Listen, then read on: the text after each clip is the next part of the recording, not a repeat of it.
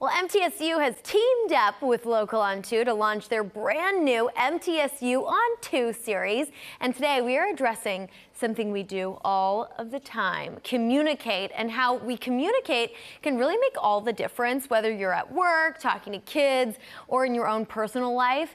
Today we are here with Mary Beth with MTSU Department of Communication Studies. Welcome in. Thank you. Happy to have you here. I'm so glad to be here. I'm excited about this. So what we're going to do, we're going to share facts. We're going to debunk some fictions around communication. So let's first off start why it's important to improve our communication skills. Sure. So communication is the foundation of all of our relationships, whether it's your family, your friends, coworker, boss, romantic relationships. You must have communication. And so in communication studies, which is what my discipline is, we teach you those skills and we teach you practical things to do to improve those relationships. And so that's why it's important, because studies show that the better your communication is in all those relationships, the more satisfied everybody is in that relationship. And when you say communication, you're talking about nonverbal and verbal? Yes. So we are talking about what we study is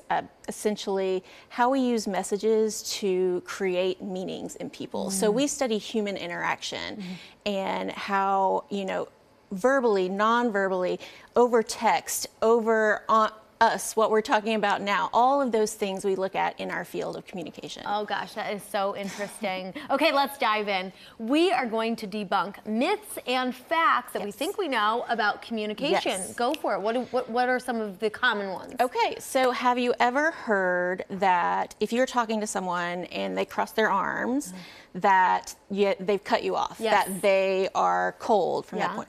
Well, that is actually a myth. So one of the things about nonverbal communication that's very important for everyone to remember is that there's no dictionary for nonverbal communication. So that means it's going to vary from person to person. And usually you can only interpret their nonverbal communication accurately if you actually know them and know the context. So it could be, I'm cold. It could be, I just don't know what to do with my hands. It could be all sorts of things. So just assuming one thing off of one little move can often get you in trouble. Wow, so interesting. Any others?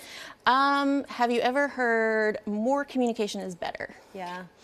Well, that can be yes and no. It depends on the type of communication. So if it's toxic, absolutely not. If it is helpful, yes. But what we need to understand, a lot of people think they should sound smart. They should use big words. They should use as many words as possible to talk about things. And what we have to understand is good communication is understood communication. And if that means I have to say something in 3 words instead of 5 words, that's what I need to do. Because that's effective. Okay, so she has some tips. Mary Beth has some tips that I will be taking down in my own personal notes up here. Okay, so improving communication, what's your top 3 tips? What are they? So as I said, we should be cautious with interpreting nonverbal communication. Very good. Unless you know the person and the context they are in, be very wary of if somebody says, oh, it means they are mad.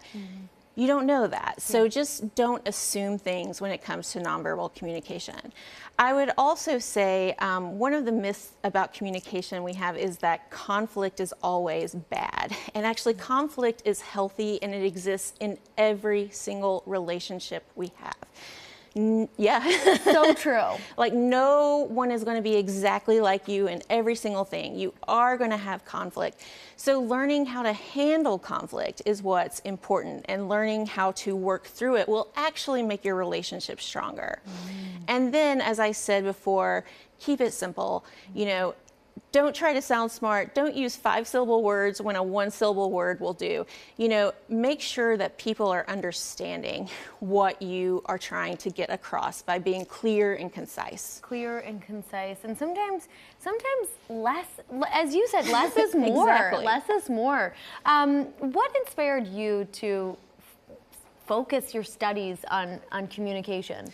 So it actually, between my freshman and sophomore year of college, I was home and I was going to my home church. at the time, and the pastor was giving a sermon called "Why Does It Matter?" And it was taking place the Sunday before Timothy McVeigh, who bombed the Oklahoma City building in 1995, was about to be executed. And the whole point of the sermon was, what if somebody had reached out to this kid at some point in his life? We probably wouldn't be here in this situation today. And that just really stuck with me. And I thought, you know what, that's what I want to do. I want to build people up, and I want to learn how to do that. And so after many years of study and work, you know, I get to do that every day, whether it's in the classroom or with my staff or with faculty, or even right here, right? I get to speak life into people and encourage them and help motivate them to be the best person that they are, and let them know they are loved and valued and seen and heard for just who they are as well.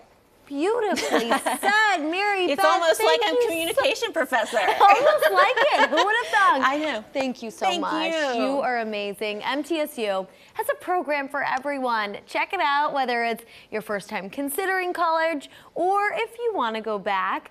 Visit mtsu.edu/finishnow. Thank you. Thank you.